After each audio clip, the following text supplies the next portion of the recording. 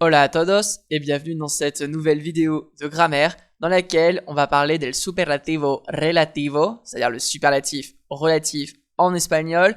On va voir à quoi ça sert, comment ça s'utilise, mais surtout comment ne pas tomber dans les petits pièges que la langue espagnole peut vous tendre. Attention, quelques différences avec le français et c'est ce qu'on va voir tout de suite dans cette vidéo. Adelante, vamos!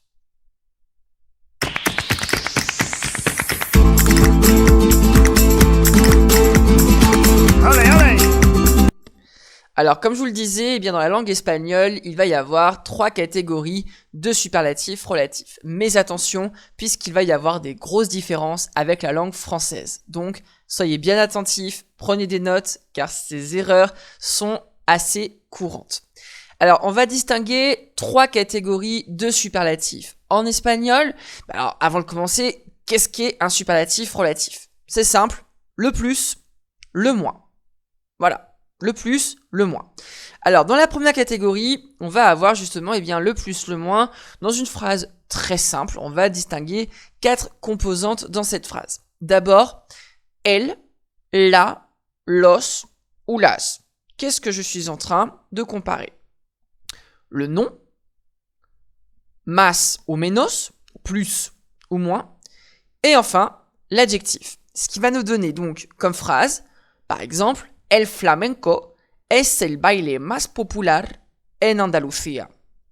On va avoir donc le el pour le nom flamenco, más pour plus, et enfin l'adjectif populaire, popular. Attention, c'est là où il faut faire attention. Naturellement, un francophone nous dirait El flamenco es el baile el más popular en Andalucía. Non, le el entre baile et mas n'existe pas en espagnol. En français, on dirait le flamenco est la danse la plus populaire en Andalousie. Mais en espagnol, ce nom qui va être entre baile et mas va être supprimé en espagnol. Faire vraiment attention à ça. El flamenco es el baile más popular en Andalucía. Deuxième catégorie. Cette fois, on va avoir trois composantes. Toujours el, la, los ou las. Par la suite, je vais avoir le comparatif, más ou menos. Et tout de suite après, un adjectif. Avec une phrase, ça va nous donner Es la cantante más popular en España. C'est la chanteuse la plus populaire en Espagne.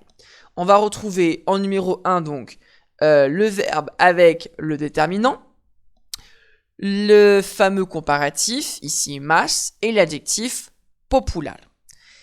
Attention, puisque là, on aurait tendance à mettre avec justement le piège français, es la cantante la más popular en España. C'est la chanteuse la plus populaire en Espagne. Encore une fois, le la va être supprimé. Je ne mets rien entre cantante, donc c'est-à-dire le sujet de la phrase, et le comparatif. Troisième et dernière catégorie, et cette fois c'est là où il va y avoir un peu plus de composantes, puisqu'on va en avoir 5. En premier, on retrouvera toujours el, la, los ou las. Ça bouge pas. Ensuite, on aura un nom. Pour compléter, que, más ou menos, et enfin un verbe. Et c'est là où on va avoir une phrase très différente. Exemple, la canción que más escuchas es Quédate conmigo de Pastora Soler. La chanson que tu écoutes le plus est Quédate conmigo de Pastora Soler, qui est une chanteuse andalouse.